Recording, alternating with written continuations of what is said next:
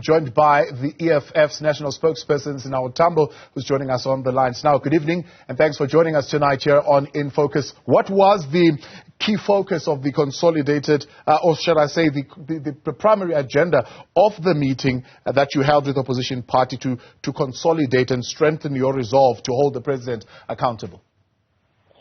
No, thank you very much, Tambo. So the opposition political parties, which are represented in Parliament, including the Democratic Alliance, the Economic Freedom Fighters, the IFT, the NFP, the ATM, the UDM, the ACDP, met today in Johannesburg to discuss and consolidate and strengthen a perspective that will ensure that we hold the executive and Cyril Ramaphosa accountable in light of his breach of the South African Constitution and his breach of his oath of office regarding Phala Phala farm.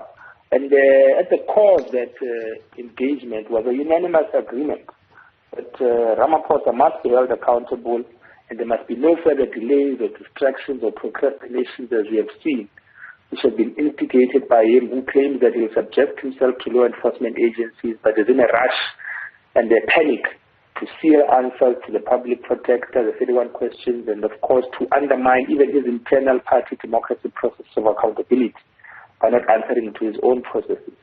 And of course to manipulate law enforcement agencies, to delay the investigation, and to pretend as if there's some attack on him for trying to hold him accountable. So the opposition parties expressed, of course, also our unhappiness with the manner in which the Speaker of the National Assembly has thus far handled demands from political parties, disregard of requests for the establishment of an ad hoc committee and an inquiry, a disregard for members who raise questions in Parliament to the point where she sends in people to beat them up.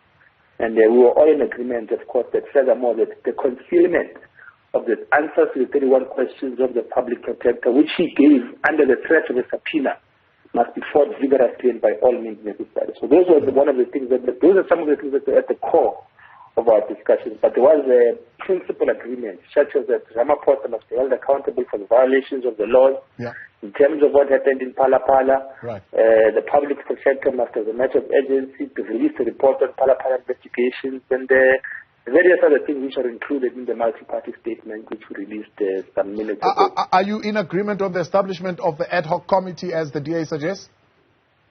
Absolutely. I mean, we must exhaust process. And one of the key and strategic things that were established in the investigation of Ngandla, for example, under former President Jacob Zuma, was the committee to conduct oversight visits and establish whether there was an irregular use of money in the security upgrades in Ngandla. So that must be done as well. We must have an opportunity to go to Phala Phala and to go to the various properties of the president, because we suspect that it's not only in Phala Phala where illicit millions of foreign currencies are kept without being declared to SARS, without being declared to the financial intelligence agency. So we are in agreement with that. We are in agreement, of course, also that Parliament must be physically convened to be able to address the matters happening in Parliament.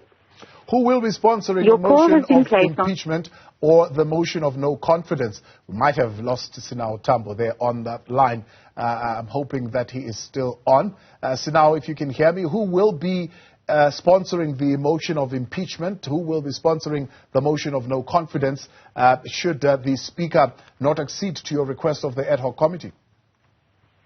Look, it's going to take consensus amongst us as political parties. This was the first engagement in a multi-stakeholder platform where we had to at least reach principled agreements, because we cannot go into the type of war we're trying to go into, which will ultimately end in us sending Cyril Ramaphosa back to go and focus on his Angole farming, because the running of South Africa is a side hustle to him.